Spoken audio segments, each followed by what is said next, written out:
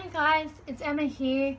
Sorry it's been such a long time since I last uploaded a post-op video. I did plan to do a 1-year post-op and obviously that never happened. Life sort of just got in the way. I've been so busy throughout these couple of years. It's actually 2 years and 10 months since I've had the surgery now, and I can't believe how quickly time has flown, but here we are. Once again, I'm sorry it's taken me so long to do one, and this video is probably going to be pretty short because I don't really have too much to say about my progress since the last videos I did. Overall, things have been really well for me. I've just been going about, my normal daily life. I'm sort of aware, more cautious now and aware of my my back, but not in a way where it stops me from, living my life. There are just some small things, like my friends and family went paintballing the other week and I didn't go just because I felt like it wouldn't be right for my body. I know that paintballing, I've seen that people get like quite severe bruises, and I just didn't want, to experience that pain on my back, and I just get a bit worried about things like that. But don't take that to face value, because I'm sure that it would have been fine for me to do that, but I guess sometimes you just got to listen to your body and what feels right for you. But if you're ever unsure about whether you can do certain things since having the surgery, then I would encourage you to speak to your surgeon about that. I'm sure they would have the answers. But yeah, so much has happened since my last video. I moved out of home with my partner. I finished uni. I've been studying social work for 4 years and I finished last week. So that's pretty huge for me. During that time, I did 2 placements while I was at uni. So they were in 500-hour blocks, full-time. So I was working 5 days a week, unpaid, studying as well, and then working my part-time job on 1 day on the weekend. So that was a pretty full-on time, and I had to do that twice. And yeah, I just finished my last day of placement last week. So yeah, pretty big things. But in terms of the surgery post-op, I'm really happy with my decision to get it done. I definitely don't regret it. I can see a really big difference now, especially when I look at old photos. I can really see how curved my spine was before, which I didn't really notice until now. And yeah, I feel like I'm so much straighter now, and I feel so much more confident in myself. I know that the first couple of videos I made were a bit more on the depressing side, I guess, because it was a really painful experience, and I did go through a lot. And it's a tough recovery. It is very painful. I guess it's important for you guys to be aware of, what to expect going into the surgery, because it is a big decision to make.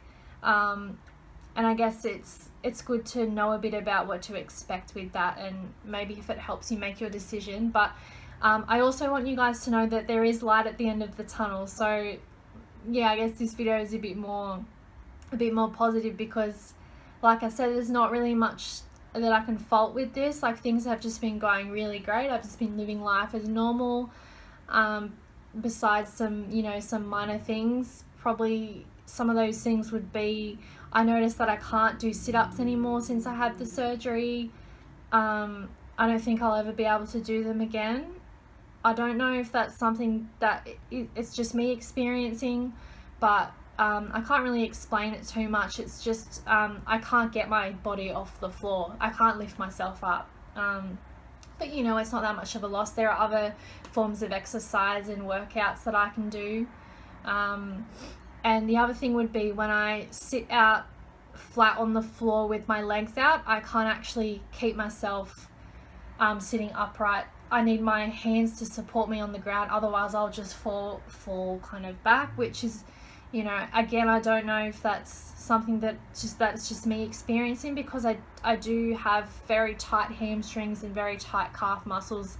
I have very limited flexibility, so that could also be playing a part in that, but I just know that it happened since my surgery, so it could be because of that.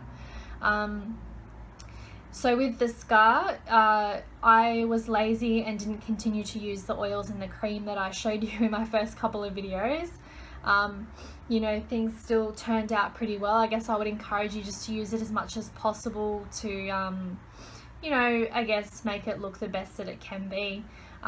I'll show you the scar in a second, what it looks like now. I am wearing fake tan on at the moment, so the colour's probably a bit different to what it usually would be, because I have quite fair skin. It's usually quite pink on my skin, but I'll just show you the scar.